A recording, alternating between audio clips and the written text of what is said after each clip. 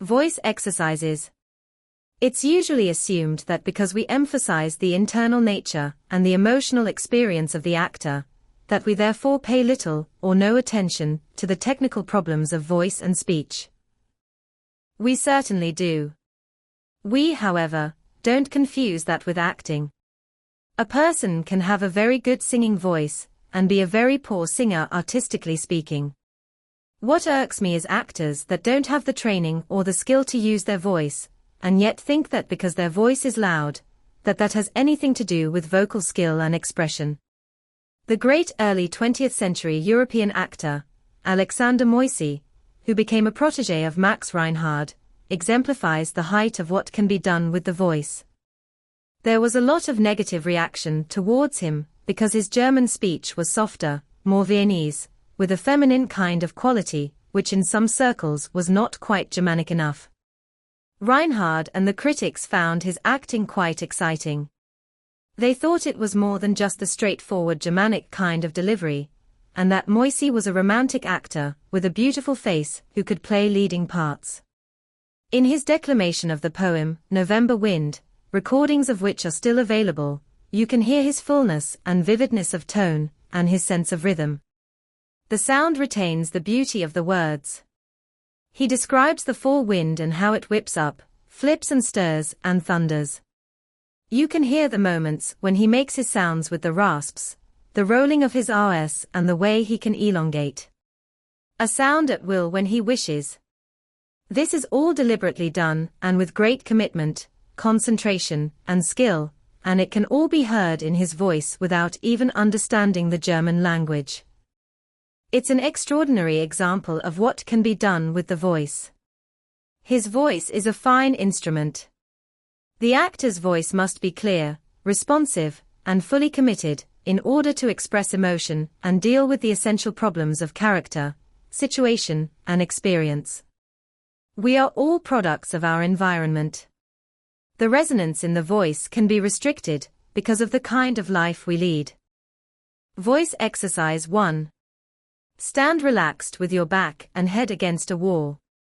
Your head and chin are angled upward slightly. Pick a spot on the opposite wall to where you'll project your voice. Look toward the spot that you picked, and using a loud voice with committed energy and a short explosive sound, begin to count slowly starting from 1 to about 6. With each count, your head and the tone of your voice move downward. At the same time, try to press the back of your neck against the wall. As sound is made by breath entering the lungs, the voice then is a reed instrument. Fill the lungs with air and send it out, hitting the sound off the chosen spot on the back wall. Move the voice box, which dictates sound as it vibrates from the lungs, like bellows. Learn to send the breath from the diaphragm. You don't want the vocal effort in your throat. Do the exercise with words after you've worked with numbers. Practice this twice a day for 5 minutes. You'll feel and hear a difference in your voice. If the voice is high-pitched, there's tension. Drop the voice and get darker resonances. We are conditioned to control sound. This has value for social behavior, but not on the stage. One of Stanislavski's actors spoke softly and had difficulty being heard.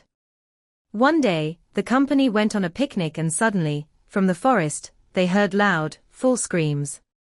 Out came this actor screaming. A bear was chasing him. Voice exercise 2. Put your hands at your chest with elbows bent and on a level with the shoulders. Collapse your chest by moving your elbows down and toward each other, then expand your chest and speak at the same time, moving your elbows up and back, expanding your chest. Speak words first, then phrases. Speak only on the expansion. Breathe in between. Then speak on both the expansion and contraction. This will make the lungs active. Voice exercise 3. Take a speech and do it like a phony Shakespearean actor. Now move the body with the speech. Permit the body to form the sound, and don't worry about how it looks. Make a move with the body and allow the voice to follow the body movement. Voice exercise 4. Make a movement with the body that expresses a feeling, and don't worry about what it is or how it looks. What sound best fits that movement? Add it. When you have an impulse, ask, is it fear, anger, embarrassment, or the desire to embrace someone? Be aware of where you're looking. Looking down is burying yourself, looking up, you're hoping for God's help. They are involuntary nervous expressions.